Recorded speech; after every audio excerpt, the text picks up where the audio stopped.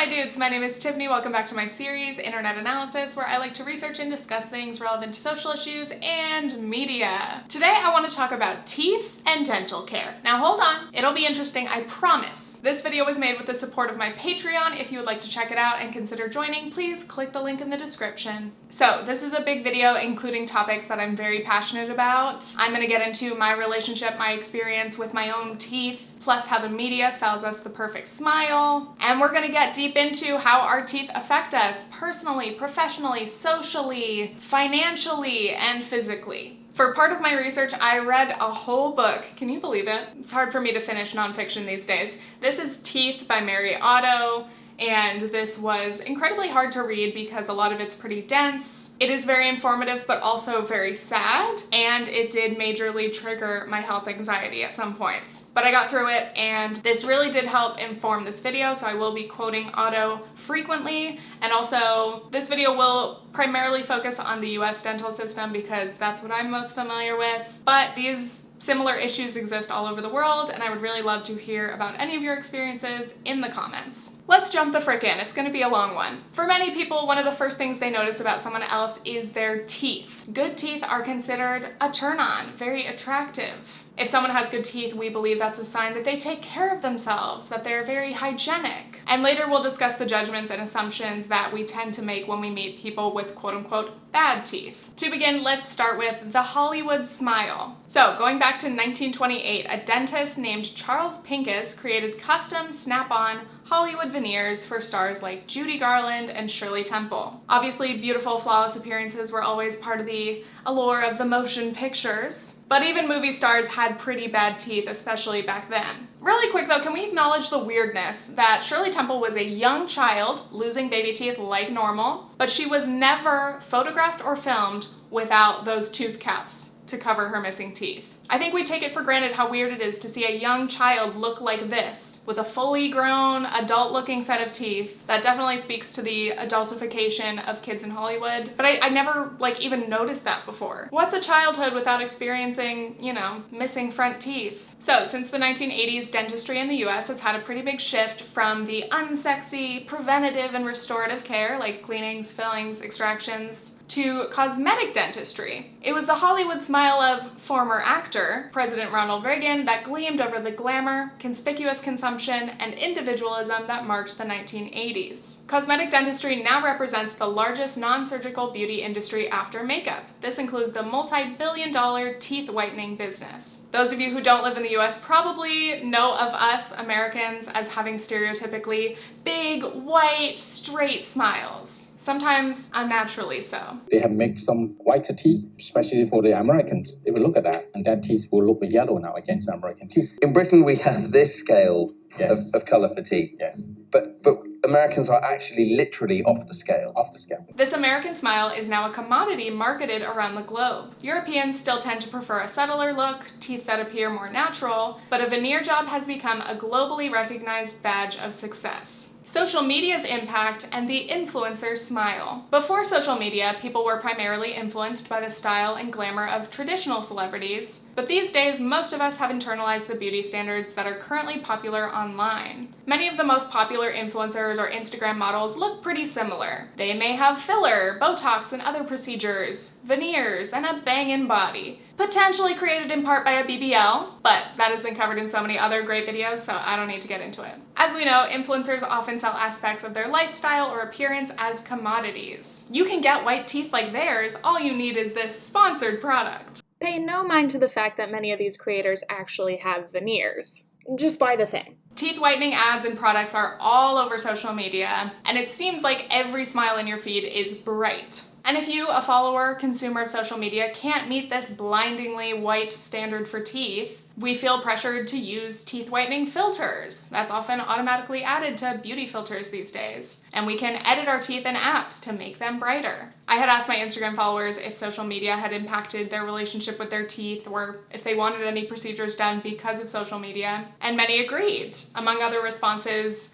some said that they just don't smile in pictures anymore because they don't believe that their teeth are straight or white enough to be presentable. And that's really sad. They raised an interesting point though, and that is that smiling with teeth is actually not very popular on social media, especially Instagram. It's actually seen as like corny or kind of immature, a little bit too sincere. We're just so used to seeing Instagram models giving us little pouts and sad looks and blank stares that like when someone is smiling, especially a genuine like face squished up smile, it's like, what are you doing? Did you not get the memo? But still, the fact that smiles are not the most popular in feeds doesn't mean that they're not still important, a noticeable aspect of your appearance. Even if you're smiling less in pictures, your teeth are still shown in videos when you're talking or lip syncing. So nice, straight, white teeth are still the ideal. I can't tell you how much these veneers changed my life, because this is really what actually boosted my Instagram at the time. Certainly most people on social media are feeling this pressure to conform to these standards, but it can be even worse if you're an influencer slash content creator or aspiring to be one. Some of my YouTube peers replied to me on Instagram as well and said that as they started to gain a following, they started to feel more self-conscious or felt compelled to fix their teeth, quote unquote, because they're imperfect, because people might comment on your teeth, or maybe people actually do comment on your teeth. That definitely happened to me and contributed to my desire to fix mine. Sometimes I would get comments like, is that a tongue ring? Like, what's in your mouth? It's been called a tic-tac tooth.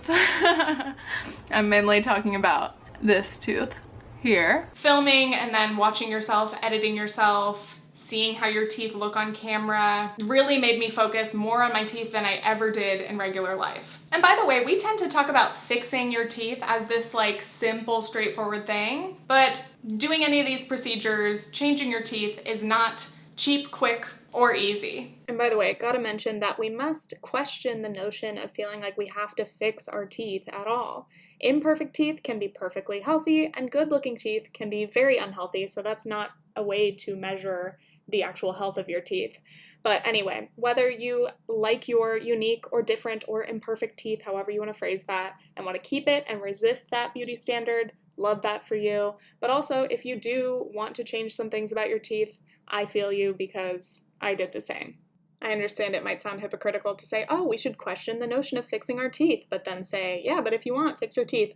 It's a whole thing. The question of resisting versus adhering to beauty standards versus the impact that it has on your confidence, that's a whole other video. There are lots of videos about cosmetic procedures and other things that we do to make ourselves feel better. Do we do it for ourselves? Do we do it to fit in? There's a lot. Either way, we all deserve dental care, all right? The rise of veneers. Veneers used to be reserved for the mega rich, like Hollywood celebrities. We knew their teeth weren't natural, okay? But now it's very common for a lot of the top influencers to have them, and it's trickling down, and now ordinary people want veneers. Veneers seem to be the perfect, relatively quick solution. No matter what many of us do, even with braces and all the whitening in the world, our natural teeth will never look like this. So just get veneers. Just get veneers. There was actually a veneer check trend on TikTok. Warning, if you don't like the sight of little peg teeth, please look away for a few seconds. Veneers check.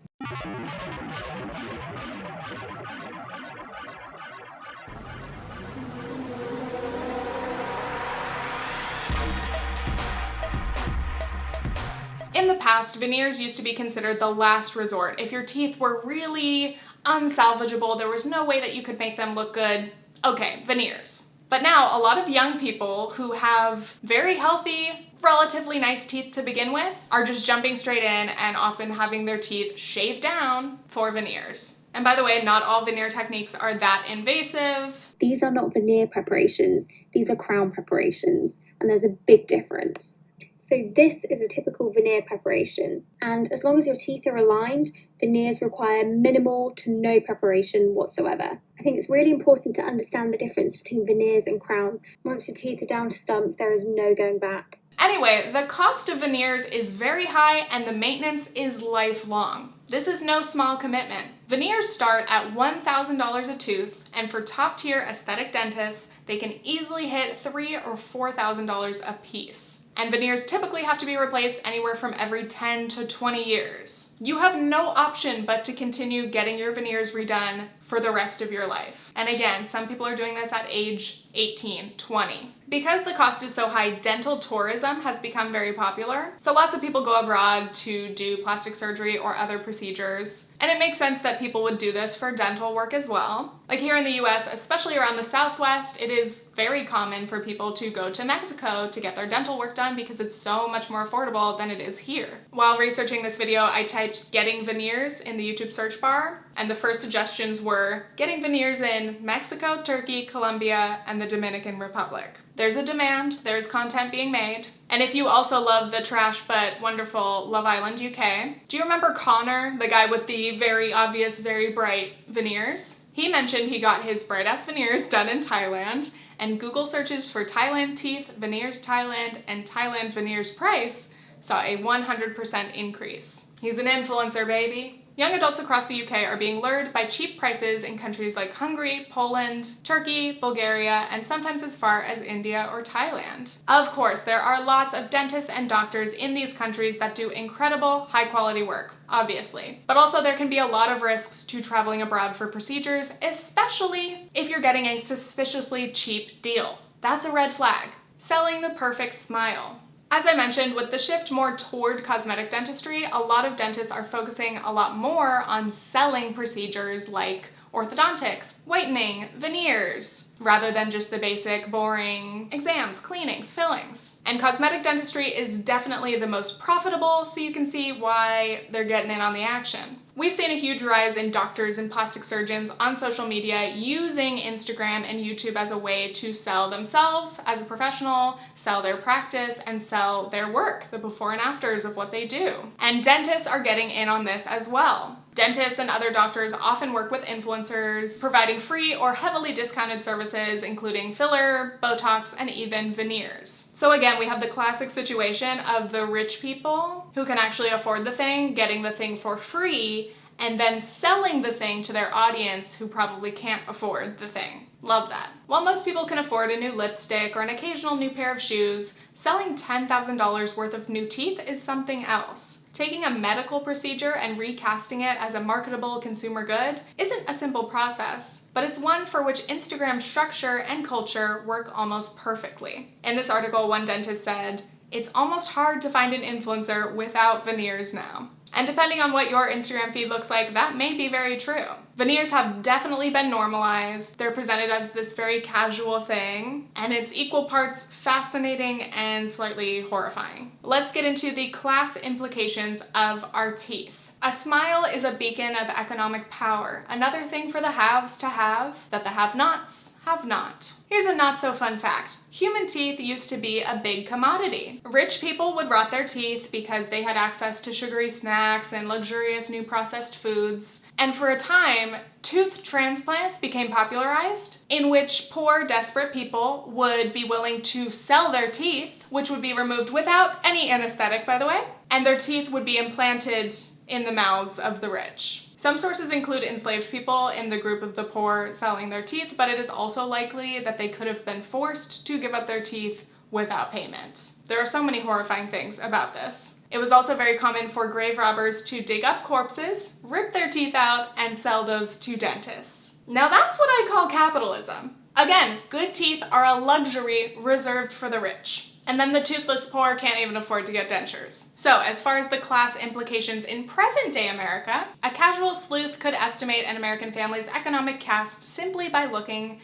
at their teeth in photos. The average set of braces costs more than a Fendi bag, between $4,000 to $7,000 on average, but nevertheless is a painful rite of maturity for many children of the American middle class, an investment in their personal and professional futures. The number of North American teenagers in orthodontic treatment has nearly doubled, so that 80% are currently in an orthodontist care, with the recommended average age of a first visit now 7. That number seems very high, but also validates my feeling as someone who did not have braces as a teenager and felt very left out. But what's the big deal? Why do parents prioritize getting their kids braces? Why is this such an important thing? There's a lot to it, but basically having good teeth can help you feel more confident, potentially help you be more successful. One of the dental websites that I saw promoting orthodontics said you can prevent your kids being bullied from having bad teeth by getting them braces. That's not funny, it's probably true, but it's fucked up. It can be a matter of aesthetic and function. Orthodontists argue that straighter teeth are healthier, easier to take care of, and having a good aligned bite will help protect your teeth in the long run. And I can agree, I always wanted straight teeth because I didn't like the way that my bottom teeth looked in particular.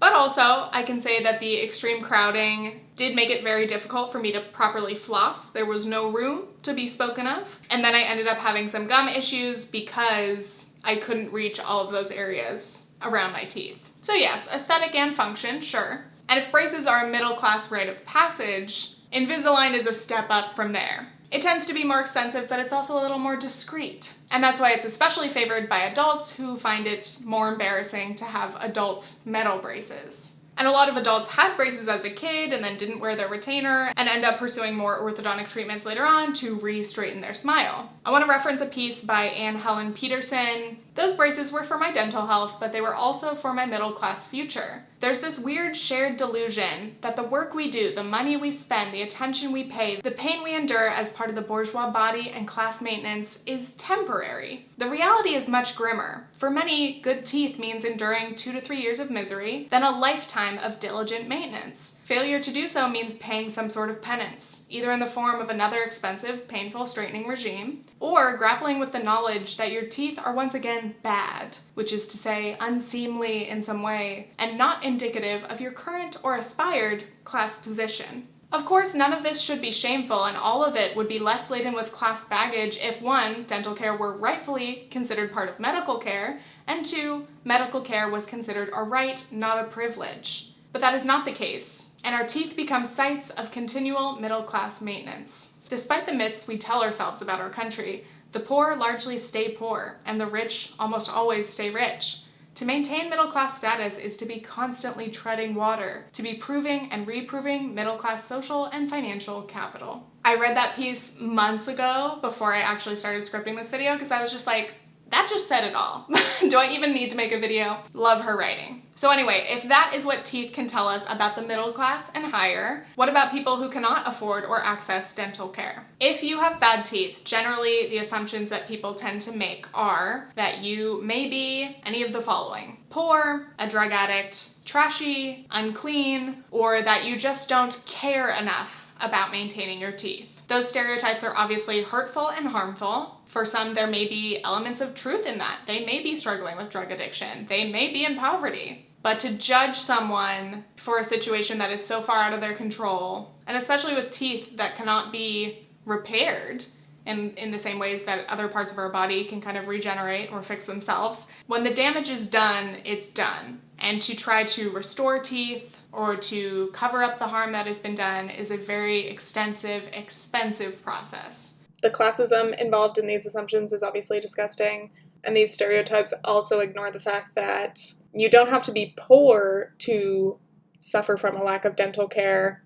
A lot of middle-class people, working-class people, also can't afford dental care. And also these assumptions completely ignore factors such as disabilities, diseases, conditions that can harm your teeth, such as bulimia, for example. As I've been writing and editing this section, I'm just like, stereotypes and assumptions fucking suck, and we should stop doing that. Mary Otto made some really great points in Teeth about how your teeth can affect your job prospects. In the competition for service jobs, working at restaurants or retail counters or reception desks, the working poor are often passed over.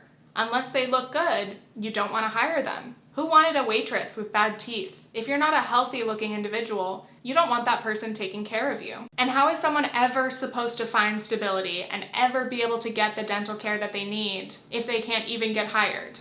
Aside from that, we also have this major idea of class mobility in that if you make it or you become successful, one of the first things that you should do is fix your teeth. Cardi B famously said, "Got a bag and fix my teeth." Oh my god, why do I sound like Ben Shapiro trying to say the WAP lyrics?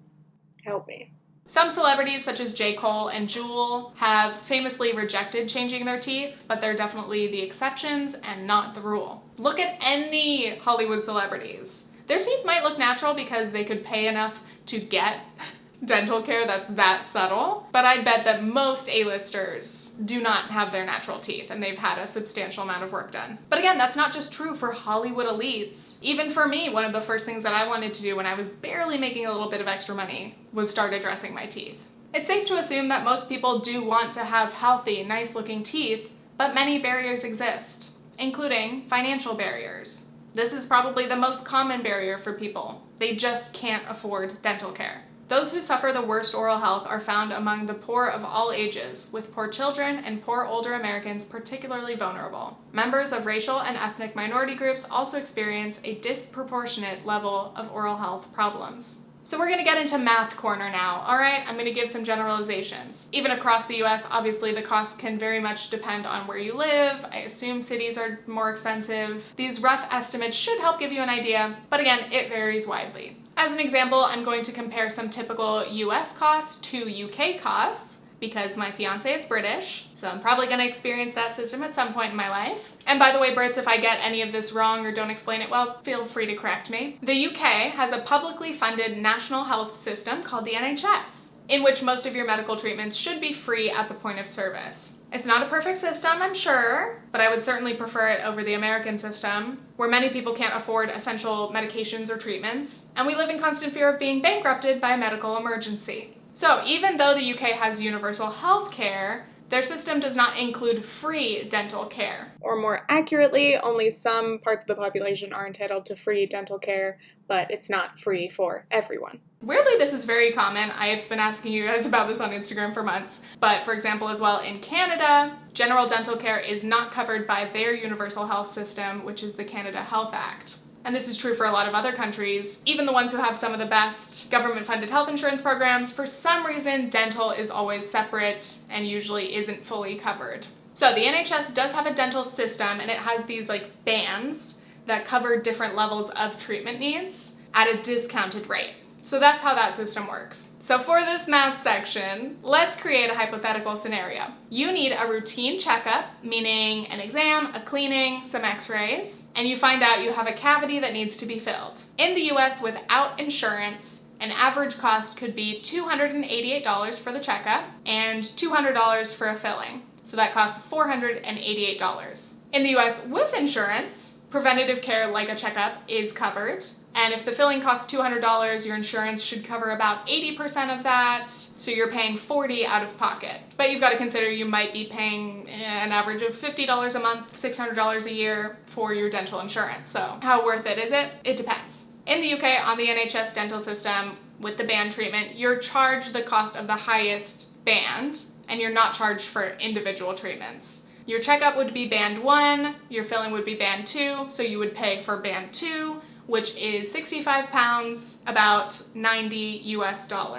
NHS dental is the most affordable option, but often people cannot access NHS dentists for a variety of reasons. So many people end up having to pay for private care, which costs a lot more. In the UK with private care, you could be charged something like 35 pounds for an exam, 48 pounds for a cleaning, and 100 pounds for a tooth-colored filling. That's 183 pounds or about $255 US. Okay, by the way, I realized I didn't include x-rays in the UK private because it wasn't listed on the fee chart. I got it from Smile Dental Care UK.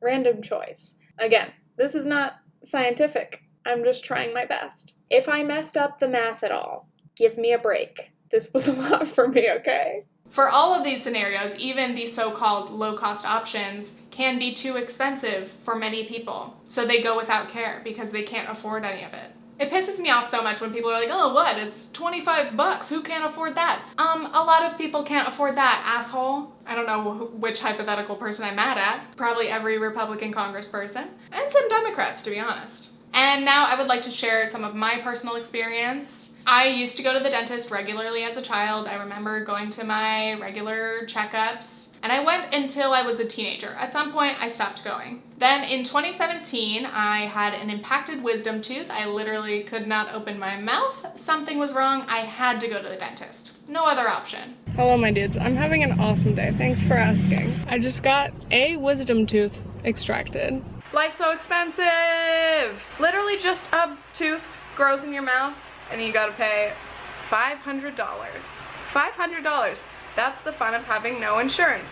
The dentist asked like when the last time was, so I went to the dentist. I was like, I don't know, literally cannot remember. But now I also think I have cavities for the first time in my life. Actually, the dentist did confirm that to me. He said I have some. Fuck, now I have cavities to deal with too, but I never had cavities before. This is all fucked. And everything comes with a price tag. And it's like, why the fuck do I have to pay for this? I didn't have medical or dental insurance, so it ended up costing me over $2,000 to get all of my wisdom teeth extracted and a few cavities filled. I remember that being devastating. I was already so broke, I was so lost in that moment, and to have all of that extra debt piled on me, I had to put it on my credit cards. I had no other choice. And that was the beginning of my obsession with my teeth and taking care of them and trying to remedy the harm that I did to them in those years of neglect where I didn't go to the dentist, I didn't keep up with my oral hygiene as well as I should have. And when things are left untreated, they cause permanent, expensive issues. I didn't catch my cavities early, so I ended up with a lot of deep cavities, deep fillings, potential root canals that I live in fear of every day. Eventually, you could lose your tooth. You may need dentures, or if you can afford them, implants, all of which have risks and are very expensive. Another potential barrier to care is inaccessibility due to location. In teeth, it described how in rich communities in the US, they have ratios of dentists to patients or dentist to residents like one dentist for every 350 residents. In poor areas, they have ratios more like one dentist for 15,000 residents. So there's certainly a problem of just not having enough dentists in some areas. For a lot of us, you know, if you live in the suburbs in a decently wealthy area, see dentists on every corner. There are many, many areas in this country where there's no dentist for miles and miles, potentially even hours away. Another section of the book talked about these free traveling clinics that go to rural communities, underserved areas, and people would drive for days to go to these free clinics because they were so desperate and this was their only chance to get a horrifically infected, painful tooth extracted or any other care that they needed. That's the only way to stop their pain and suffering that they've dealt with for potentially years. And then even after that, one visit to a free clinic does not solve all your problems. You probably have other issues to still address and you might not be able to do that. So Alaska is one of the most stark examples of this because some communities in rural Alaska are only accessible by boat or plane, and some are hundreds of miles away from the nearest dentist's office. Tell me how you're gonna get dental care when the dentist is hundreds of miles away and you live in a small village. Alaska Native children suffer from tooth decay that has been estimated at rates more than twice as high as other American children. In Alaska, complete tooth loss by the age of 20 is not uncommon. Another potential barrier is dental fear, anxiety, and embarrassment. I feel like I reference Sarah Hawkinson a lot in these videos lately, but they've just been connecting with me. Sarah has made a series about her dental anxiety, and I could relate to a lot of the stuff that she talked about in terms of just feeling like your situation with your teeth is out of control. Like no matter what you do, it's too late. She's also recently talked about her implant journey and facing her really devastating dental anxiety that she has no choice but to do because she desperately needs that implant. Personally, I luckily do not have dental anxiety, though I have so many other anxieties. I'm pretty okay with going to the dentist, but for a lot of people, they either have never gone to the dentist, and so it's just a big, scary, unknown thing, or if you've had a bad experience, especially when you were a child or during your formative years, that can scar you and make you never want to go to the dentist ever again. It's very common. Teeth are such a visceral thing. This reminded me, I recently had a dream about my teeth falling out. Love that. And I thought about that, the fact that dreams about losing teeth or having loose teeth are so common. Obviously there's like dream dictionaries and they'll tell you, oh, that actually means this. But I think the literal fear of having your teeth fall out is very common, and I think sometimes that does come through our dreams. That's what I feel like mine are. I think they're literally me being afraid of my teeth falling out. Aside from that, there can be a lot of shame and anxiety and fear of being judged by your dentist. I know there are probably lots of lovely dentists out there. Some of you may even be watching. If you are a kind, patient, loving, compassionate dentist or dental hygienist, or even Dental receptionist, thank you so much. You are so important. I am so relieved when I find a dental office that is accepting and kind to me and comforting. But hey, I've also experienced some dentists that are really mean and make me never want to see them again. Maintaining oral health and getting timely dental care, no matter how important, can be eclipsed by other urgent needs. There are the judgments, the sense that when the dentist asks, "How often do you brush your teeth?" a patient knows it isn't enough. The dentist may be thinking, "Why don't you take better care of yourself?" Continuing on, often people try to find cheaper alternatives. And aside from dental tourism, which we already touched on a little bit, I want to talk about straightening your teeth at home, the mail order orthodontic system such as SmileDirectClub. You might be familiar. I said that weirdly. SmileDirectClub. These are competitors to services like Invisalign that promise things like costing 60% less, and you don't have to go through all the time of going to an orthodontist office. You just get sent your aligners and then your teeth will be straightened. This is personal to me because I did SmileDirectClub. I've heard that there are some ongoing lawsuits, and even during my time doing SmileDirectClub, I had done the research, I had known that it was risky. A lot of dentists that I visited just to get regular cleanings and care throughout my treatment, when I told them I was doing SmileDirectClub, they acted like I was the fucking stupidest person in the world, and that really didn't make me want to be honest with them. But why do people risk it? Why would people risk this kind of DIY, mail order aligner system? Why wouldn't they just do the real thing? For me, the cost was obviously the major issue. I couldn't afford, at 21 or 22 years old, paying $6,000 for Invisalign, but I desperately wanted straight teeth. I wanted the confidence of having better, straighter teeth. I had been obsessed with wanting braces since I was a teenager and saw everyone else in middle school and high school getting their braces on, going through the process, and then having perfect teeth. For other people, you know, it can make smiling easier. Talking, being social, dating, getting a job. All of these factors make that risk seem worth it. You'll do anything. For a lot of people, their only chance at having straighter teeth was something like SmileDirectClub, and that's exactly how I felt. At the time that I started in late 2017, I remember paying somewhere around $1,800 for my aligners. And that was still a lot of money. That was actually right after my whole wisdom tooth and other cavity debacle. So in a couple months, I spent at least like $4,000 on my teeth. Yikes. So I started the process, and again, I knew the risks. I joined this SmileDirectClub members Facebook group, and that really helped me kind of justify my decision and feel better in it, because a lot of people were in the same boat. And they were trying to share tips on how to do this safely and what to watch out for and how to follow the rules to make sure that we were minimizing the risks as much as you can in a system where you don't have any direct supervision by a dentist or orthodontist. I knew that I would have preferred going to a dentist's office or an orthodontist and making sure that they could check up on my teeth and make sure I wasn't gonna like break my tooth or ruin the bones in my face or my jaw.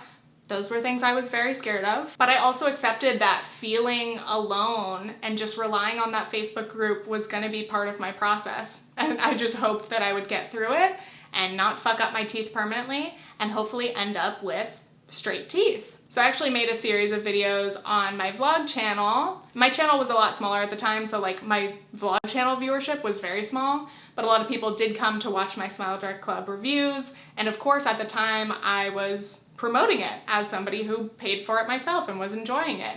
I shared my affiliate code, which was not like a special thing, like everyone who did SmileDirectClub could share that. It gave a discount for the impression kit, or if you got a Smile scan, you'd get a like $100 discount, and then I would get like a $100 gift card or something. And I do want to apologize for promoting SmileDirectClub, honestly, because I believed in it at the time, and I'll tell you what ended up happening, but I regret even partially being responsible in encouraging anyone else to do that process. Even though I did, I think, make it clear that doing this is risky, I do regret promoting it. And by the way, once I realized that SmileDirectClub did not work for me, I took down all my videos because I no longer wanted to promote them.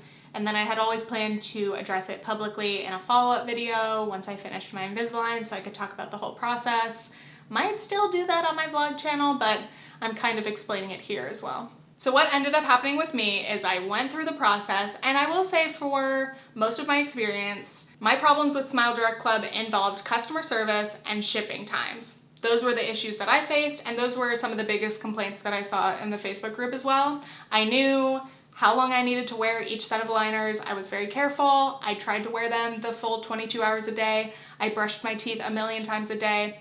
I was doing everything I could to protect my teeth, but again, it was still risky. By the end of the process and a couple of refinements, my teeth were straight, but my bite was off. I could feel it, and it was causing jaw pain. My very crooked bottom teeth were straight, but then they were very close to my top teeth. Like they were almost on top of each other, and I felt like I had to hold my jaw in a weird position, like an unnatural position, to not clack my teeth together. So I ended up going and doing Invisalign after this. I still have my Invisalign buttons on. I'll be done in about a month. I had to go pursue Invisalign, work with an orthodontist, tell them all about my SmileDirectClub history for transparency to protect my teeth, just so I could focus on fixing my bite because I wanted to ensure that I wasn't gonna fuck up my mouth. Luckily at that point, this was at the start of 2020, I had been getting more successful on YouTube, and at that point I could actually afford the few $1,000s more to do this Invisalign. It's so frustrating now because of course I wish I could have done regular braces or Invisalign from the start, but again,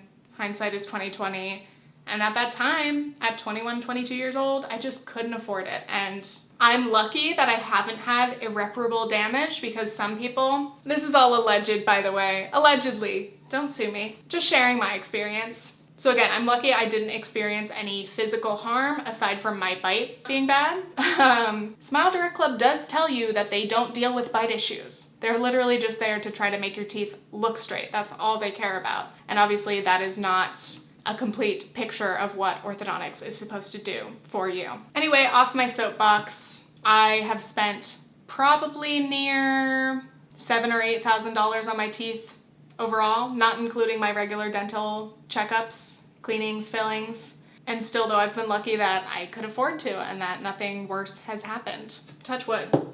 Next thing I want to talk about is something I found years ago that I can't get over, and that is clip-on veneers. The first kind of clip-on veneers that I found are these plastic moldable instant veneers. A lot of these are like very cheap. Some of them are as seen on TV products. Some are sold on Amazon. You can't eat or drink with them in because they'll melt. You can probably barely talk with them in. And these typically cost like $25 or less. There are also more upscale versions of these veneers, such as shiny smile veneers or InstaSmile, that can cost $570 for a full set or $800 for a full set. That's a pricey investment, but that's the price you pay for them to look at least close to natural teeth as possible. Some of these obviously look so fake that it draws your attention in a negative way, but some of these, like, the best you want is for it to just look normal. Hi everybody, so I am actually currently wearing my InstaSmile. Let me show you my real teeth. I remember my sister got her teeth like 2 years ago, and I've like seen how much her confidence is raised. If you go to her Facebook page, all she has is pictures of her smiling, you know, and I mean, I'm not gonna lie, I get a little jealous, and whenever we take pictures together, she tries not to smile in the picture because she doesn't want me to get upset because these are mine. Mommy. I can't smile in pictures, and I just want her to feel as beautiful as I do with them, with a pretty smile. Me too. And in finding these, I read so many reviews and people's stories on, you know, what is wrong with their teeth or why they can't afford dental care, and how much just having these temporary veneers lets them experience having good teeth or the image of good teeth for the first time. And I'm getting emotional because it really does make a really big difference to a lot of people. And I guess part of the emotion is being glad that people have found something that works for them, that they can afford, even if it is just a temporary fix. But yeah, again, also it's sadness because this shouldn't be the end of the road. People deserve more than just this. So again, I can totally understand why these products are appealing to a lot of people. If you have missing teeth, chipped teeth, discolored teeth, any number of issues that you cannot afford to fix, you have no hope that you'll ever be able to, if you can at least put something on and cover up the problems, and be able to smile and like the way that you look and take pictures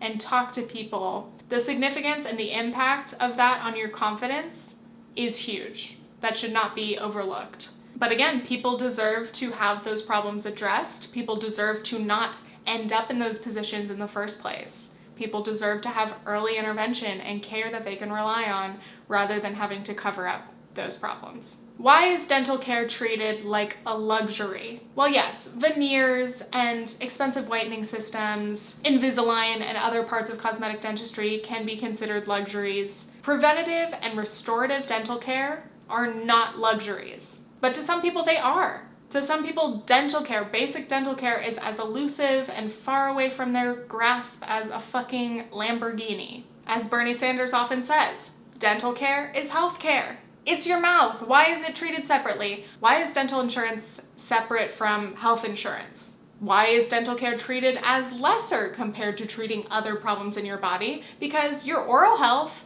does impact the rest of your body. Tooth infections can spread and kill you.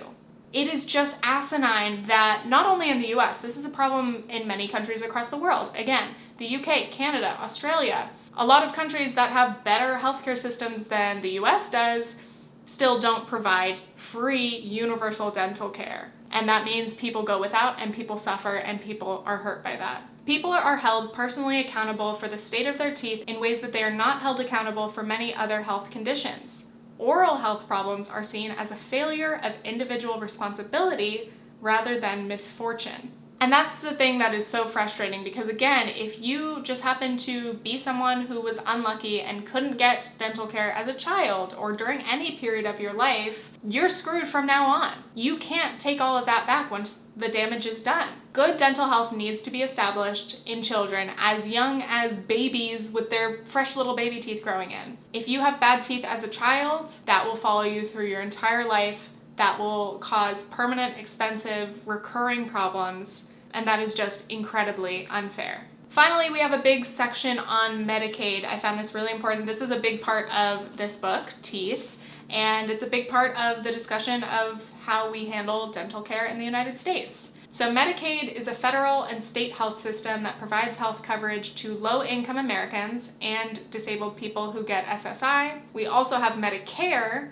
a federal health insurance program for elderly Americans 65 and older, and disabled people who get SSDI benefits. So Medicare and Medicaid are supposed to be the safety nets that protect the most vulnerable people in the United States. But as you'll hear, a lot of people fall through the cracks. Medicaid and Medicare are consistently underfunded. Medicaid treats dental benefits as optional. It is up to the states to decide whether to offer them.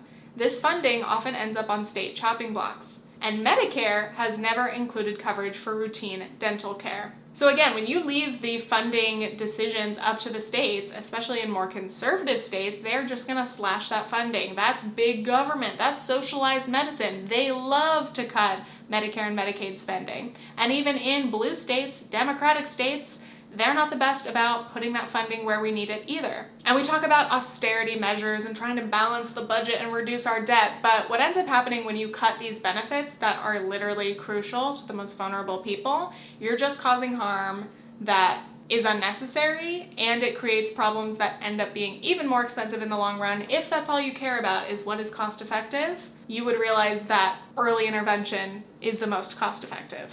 So anyway, Medicaid claims to cover millions of low-income people, but often those Medicaid patients cannot find the care that they need. You have Medicaid and you can't use it. They can't find dentists who will accept Medicaid or aren't accepting new Medicaid patients. Otto wrote that only 20% of Medicaid-eligible children receive dental care. Most dentists in the US work for private practices and make most of their profit from patients who have regular dental insurance or those who pay cash. And many dentists don't want to accept Medicaid. It's optional, they don't have to. That's another thing that would be socialized if we forced the dentists to accept Medicaid. If we forced them to help the poor people. Many dentists don't want to accept Medicaid patients for two reasons. First, because Medicaid is underfunded, the reimbursement rates, what dentists are paid, are low. Medicaid pays about half of what private dental plans pay for children's dental care. So if you go to a dentist and you're going to say, hey, you could do this service, but you're only going to earn half as much as you're used to, they're going to say, no thanks.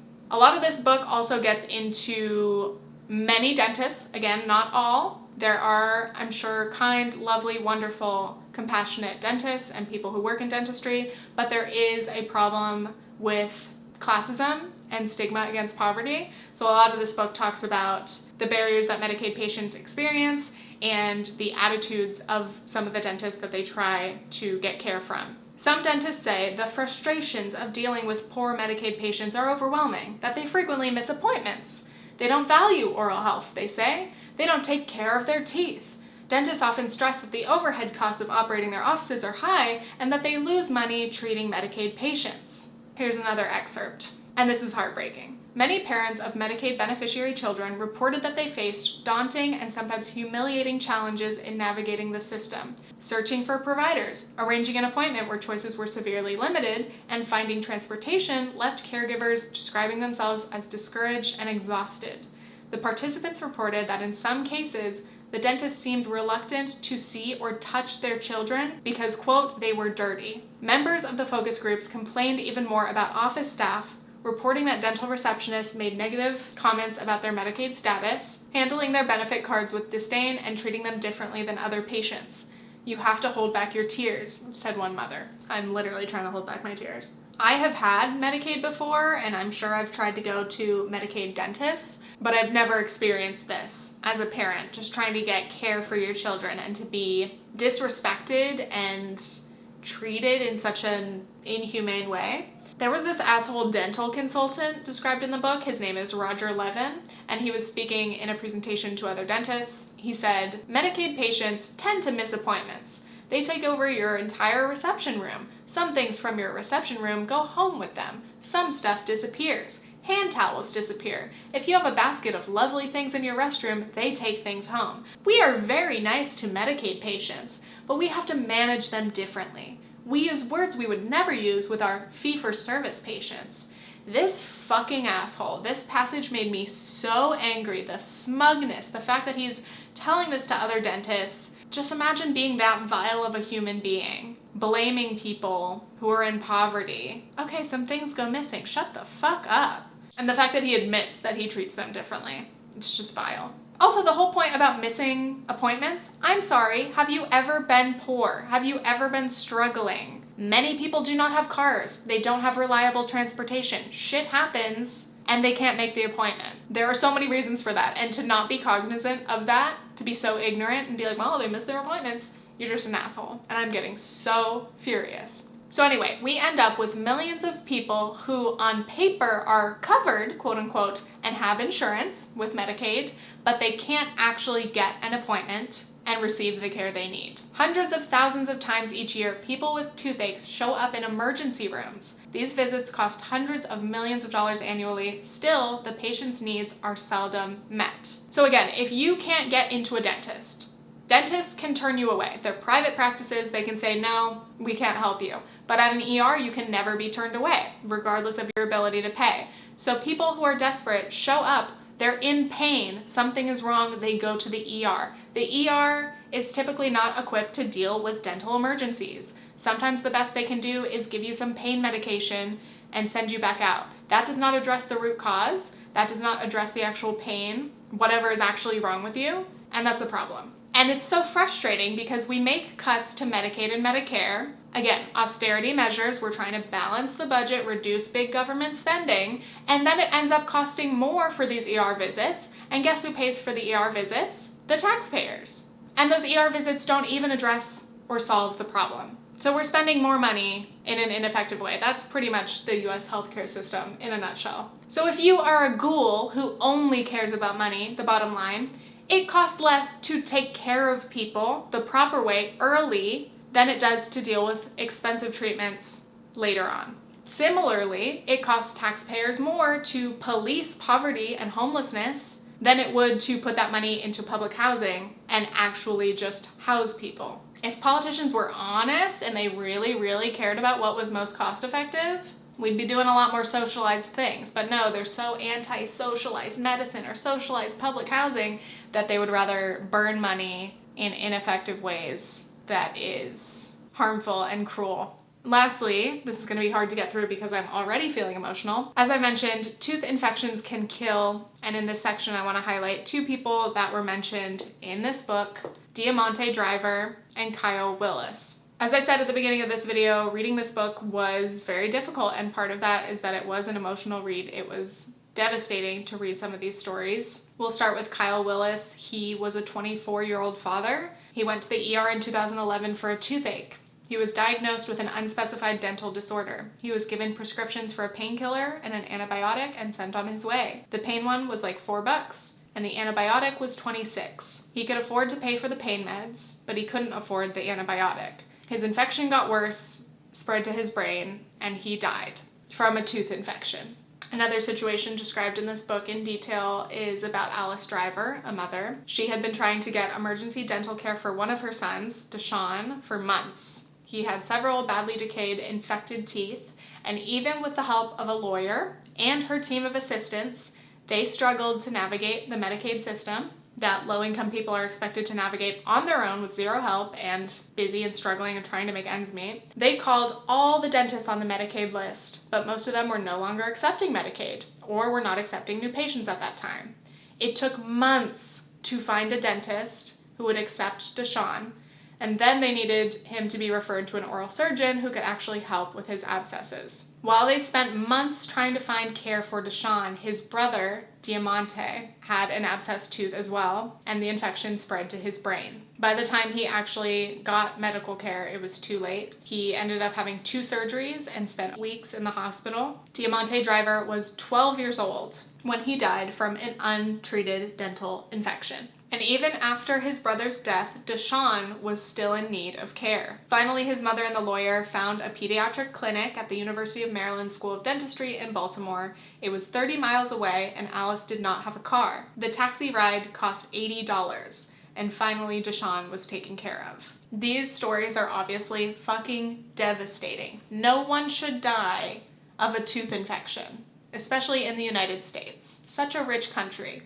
Something so preventable, something so treatable should not be killing young kids, young fathers, anyone. And that's why it is so disgusting and infuriating to hear some people discuss the importance of personal responsibility in finding dental care. If you cared about your teeth, if you cared enough about your kids or your family, you would just go to the dentist. It's just that easy. Families in poverty do not have the time or energy to go through all of this just to make a dental appointment. With federal insurance, they have to jump through all of those hoops. It's an impossible system to navigate. This is care that they are entitled to, and it's almost impossible to get it. Deamonte Driver ended up being the face of our failing dental system in the US. He became the face of all the children who have been harmed or even killed by the lack of dental care. And it's not fair that he, a 12-year-old kid, had to become a martyr for this, for people to finally pay attention. There have been some changes made, especially in the state of Maryland, since Deamonte's death, but that never should have happened. We need wide-reaching changes all across this country so that we can prevent any more situations like Deamonte or Kyle Willis's death. Finally, the end of this very long video. Are there any solutions? Yes, this book did outline quite a few solutions, things that we can do to improve our dental system. I'm just gonna quickly go through some of them, but I'm obviously not a dental policy expert. First of all, can we acknowledge that dental care is healthcare? It is not a luxury. It is a right. Right off the bat, states need to increase Medicaid and Medicare funding. We need to increase reimbursement rates to attract dentists to actually work with Medicaid patients.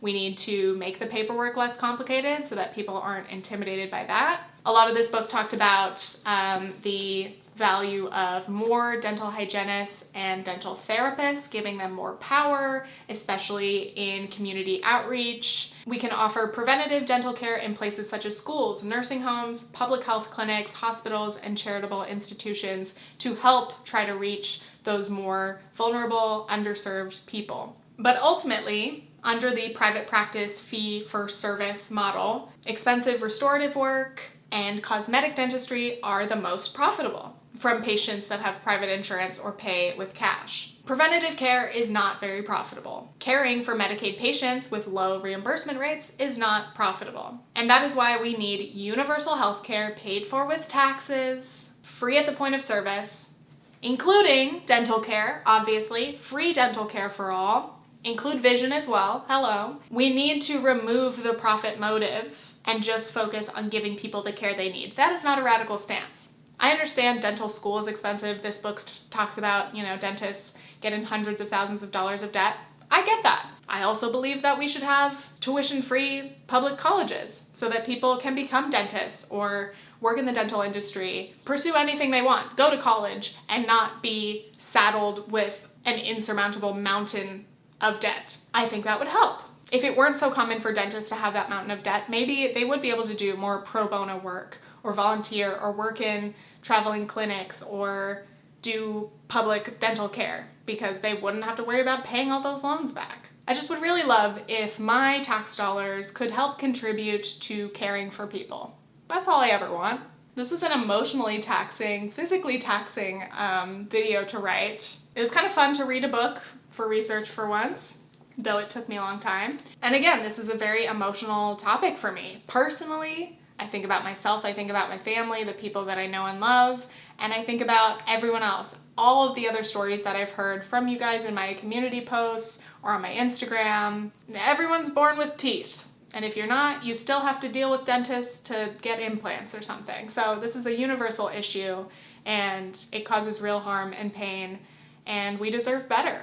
Wowee, on a lighter note, I finally get to say thank you to my first round of patrons. I just launched my Patreon last month, so thank you so much for my patrons who are credited here, including Abby Hayden, Charlie B, In Human Form, Social Criticism and Psychology, Jaden, Kieran and Janie, Marty Smichael, Mayweather, Rebecca DeVilliers, and this very cute username that I can't say out loud because there's no letters in it. Genuinely, thank you so much if you've watched to the end of the video. Maybe you fell asleep. Maybe you're listening to this in the background while you do other things. Either way, thank you so much. That's all. See you next time. Okay, thanks, bye!